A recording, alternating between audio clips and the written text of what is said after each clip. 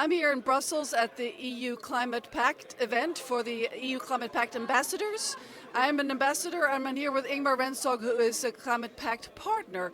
And this is a 2-day annual event. And Ingmar Rentzhog, what is your take on the event? Did it fulfill your expectations?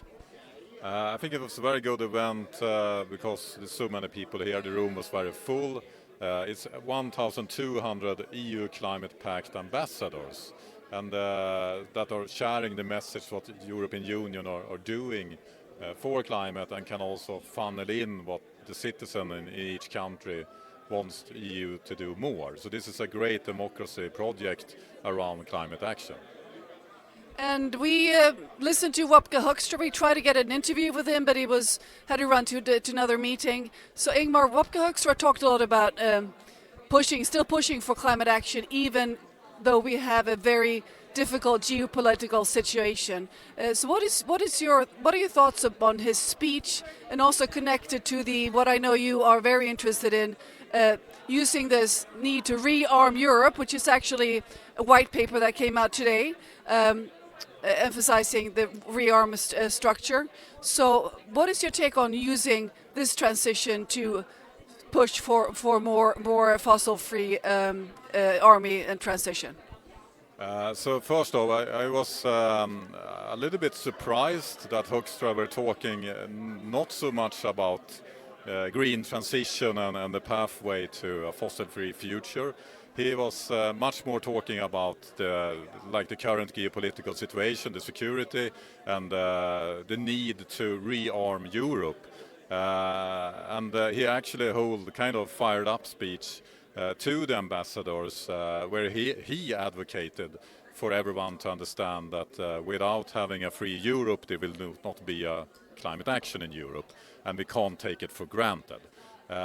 So I think it's good that the Hoekstra are talking about addressing these issues, but what I really hope and expect from him is to also funnel in climate action in this rearm plan of European Union. I think his mission aligned with what I'm talking about, that we need to have a vision to create a fossil-free army, because that will give us a security edge, but it will also catalyze innovation in Europe, etc. But there was another news from European Union today, actually, and it was a white paper released around this rearms plan, where European Union are going to lend money to spend 800 billion euro. That's a huge amount of money that we're now lending. And I read through this white paper, and climate is mentioned twice, and it's a little bit passes around that climate can also affect security.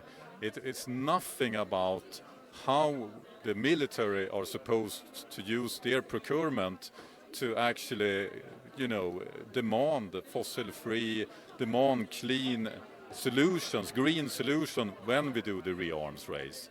And there's a lot of actually fossil-free technology out there that other countries like China are actually taking the lead. If you see the war in Ukraine, we have the whole change scenario with the drones. You don't fly helicopters, you use electric drones.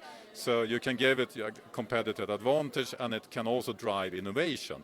We wouldn't be here today and have internet, GPS, nuclear energy without military in the past driven innovation.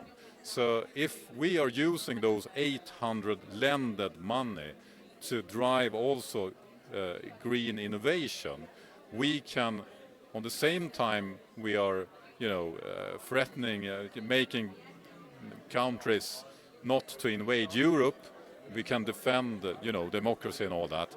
We can also rearm our clean energy transition, because that's the biggest security threat we have.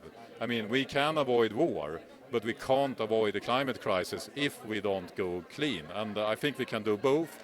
So I'm looking forward to talk to Hoekstra about this, because he seems to be mission aligned. He thinks it's important to have an army in Europe. I also believe that.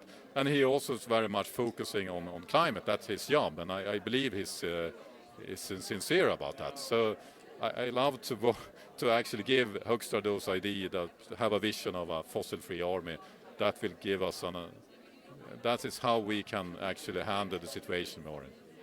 And even if we weren't able to get an interview with Hoekstra, Ingmar was able to hand one of his attaches, press officers, a paper about this that you wrote on the rearm, the Green Connection. So we will follow up, try to get another interview with the Commissioner. And so stay posted. This is a really, really interesting topic to learn more and explore. So stay tuned. Thank you.